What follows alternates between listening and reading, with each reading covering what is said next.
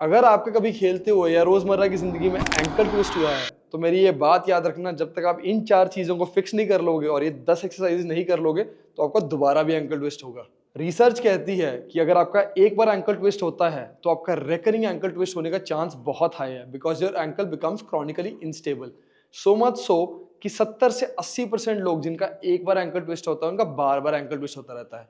So what are the 4 major reasons why people never truly recover from an ankle injury?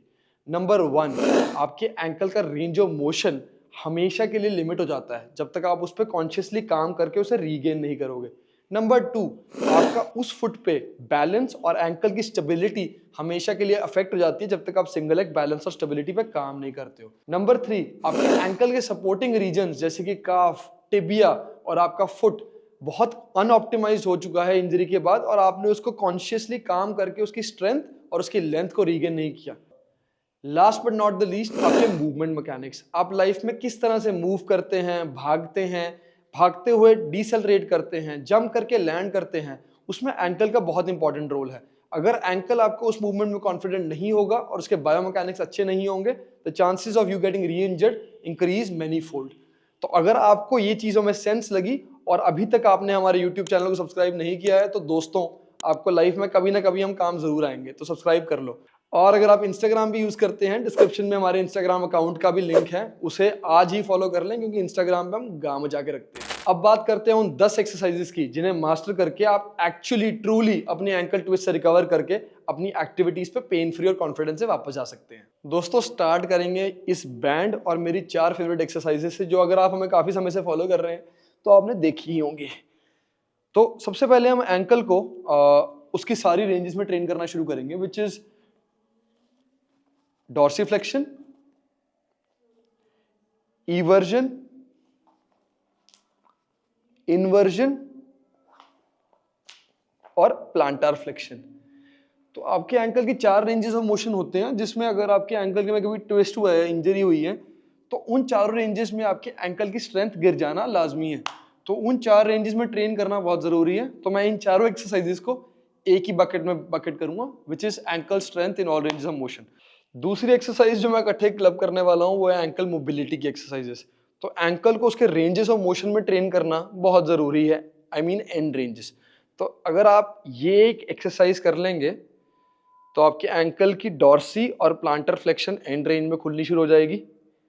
Similarly, अगर आप ये एक exercise करना शुरू कर देंगे तो आपके एंकल की इवर्जन और इन्वर्जन भी बेटर होना शुरू हो जाएगी। और फाइनली आप बैंड को यूज करके बैंडेड मोबिलिटी भी कर सकते हैं, which is also a very effective way और working on your ankle mobility. तो अगर मैं एक रेजिस्टेंस बैंड ले लूं, now the band is pulling my ankle back. Now if I start pushing my ankle into dorsiflexion, I am working against resistance to improve my dorsiflexion range. आप में से बहुत सारे लोगों को शायद इस चीज की अंडरस्टैंडिंग नहीं होगी, बट एक मेजर एंकल इंजरी के बाद आपकी डॉर्सिफ्लेक्शन रेंज बहुत सफर करती है। Actually test out your knee to wall test range, जिसमें आप बेसिकली एक वॉल के आगे खड़े होके डिस्टेंस देखते हैं कि आपका नी कितना दूर रह जाता है जब आप अपनी एंकल को अपनी मैक्सिमम डॉर्सिफ्लेक्शन रेंज में पुश करते हैं without lifting your heel off the ground. आपको अपनी इंजर्ड और नॉन इंजर्ड साइड में वहां फर्क दिख जाएगा। तो bringing your dorsiflexion range back to its original ability is very important after a major ankle injury. Now the third exercise that I want you to really focus on is a single leg balance and stability exercise that also pushes your ankle in its different ranges. तो you can find, मतलब अगर आप चाहते हैं आप start ground से भी कर सकते हैं। I call this exercise a 4-way reach, मेरी फेवरेट एक्सरसाइज है। तो इस एक्सरसाइज का पर्पस है कि आपको एक टांग पे बैलेंस और स्टेबिलिटी बना के रखनी है, और जितना आप चारों रेंजेस में फॉरवर्ड, लैटरली, बैकवर्ड्स और कर्टसी रेंज में रीच कर सकते हैं without losing balance like I did, उतना आपकी एंकल की रेंज ऑफ मोशन और आपका फुट, सिंगल एक फुट का बैलेंस और स्टेबिलिटी टेस्ट होगी। ये कोशिश यही करनी है कि जब आप चारों रेंजेस में जा रहे हैं तो आपका हील जमीन से नहीं उठना चाहिए। If you want to progress this movement, you can also stand on an elevated surface and do the same. Focus on 3 things, making sure कि आपका heel जमीन से ना उठे, मेकिंग श्योर कि आप अपने पैरों से जमीन को ग्रैब कर रहे हैं and making sure you don't lose balance when you go in all four ranges. Another exercise I highly recommend for single leg balance and stability of your body is a single leg hip airplane. मुझे exercise इतनी पसंद इसलिए है क्योंकि इसमें you are not just balancing on one leg but you are also rotating your body. तो आपके बहुत सारे बॉडी के स्टेबलाइजर्स वर्क करते हैं. Not just your foot and ankle stabilizers but your knee and your hip stabilizers and core stabilizers as well. तो एक single leg hip airplane में अगर आप ध्यान से देखेंगे और इसे करने की ट्राई करेंगे, you will struggle with this exercise.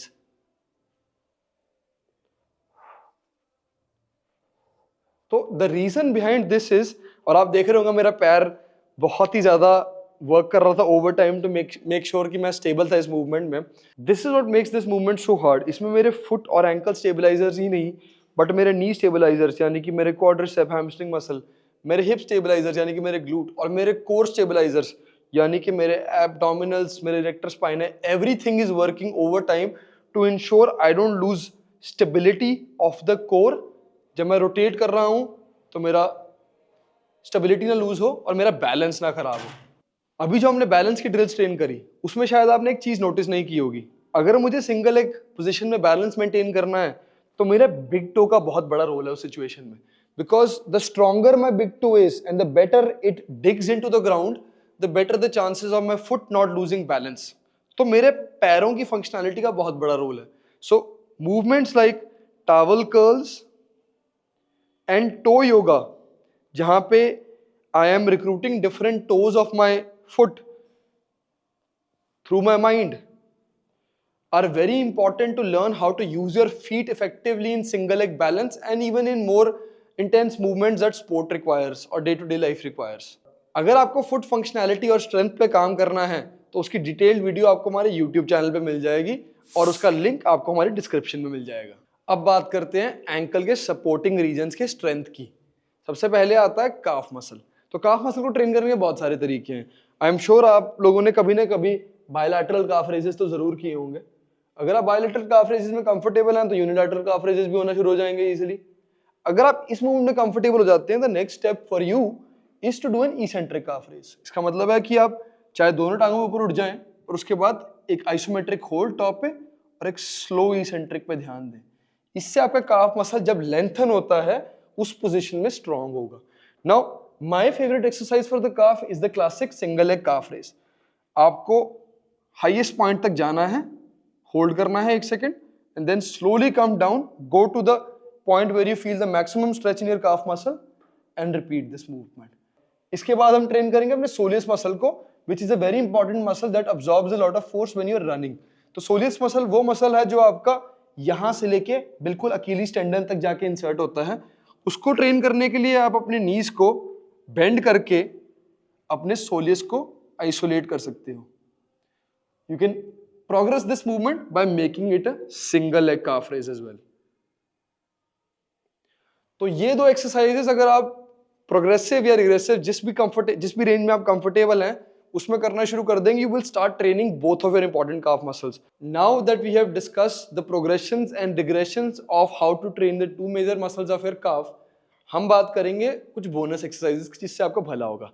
पहली एक्सरसाइज है एक स्प्लिट स्क्वाट यूनिलैटरल काफ रेज, हील एलिवेटेड. इसमें आपका सिर्फ टोज एक सरफेस पे होना चाहिए और आपका बाकी foot should be of that surface. Now you can isolate the working leg here and train your calf. This is an amazing exercise. It is a very advanced exercise. इसमें आप weight भी add कर सकते हैं अगर आप इसको progress करना चाहते हैं. And the last one would be an FHL calf raise. तो इस calf raise में आपका एक डीपर calf muscle जिसे FHL बोलते हैं वो ट्रेन होता है. अब उसका मैं असली नाम नहीं बताऊंगा, आप लोग कंफ्यूज हो जाएंगे, ये जाके गूगल कर लो. तो ये डबल लेग और सिंगल लेग दोनों ट्रेन कर सकते हैं आप. एक्सरसाइजेस तो मैं आप लोगों को बहुत सारी बता चुका हूं बट अकॉर्डिंग टू मी मैंने 8 मेजर चीजें कवर कर ली हैं जिससे आप अपने एंकल को बुलेट प्रूफ कर सकते हैं.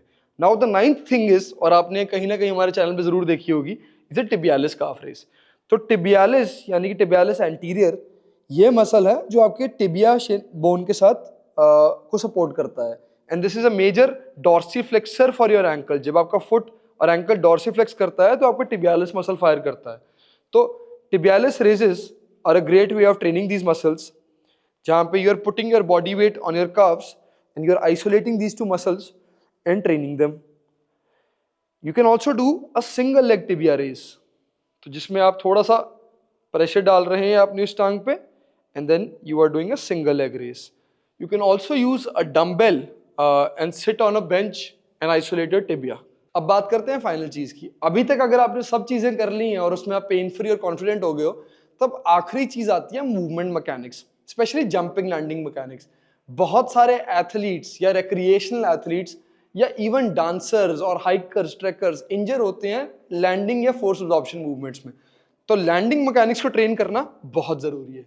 That means you are able to land softly and you are able to land in a squat position where your forces of the landing movement are getting distributed amongst the different muscles and joints of your body. तो ये चीज एक double leg और एक single leg पे करना master बहुत जरूरी है। And then simultaneously you can train a lot of jumping landing movements, multi directional movements.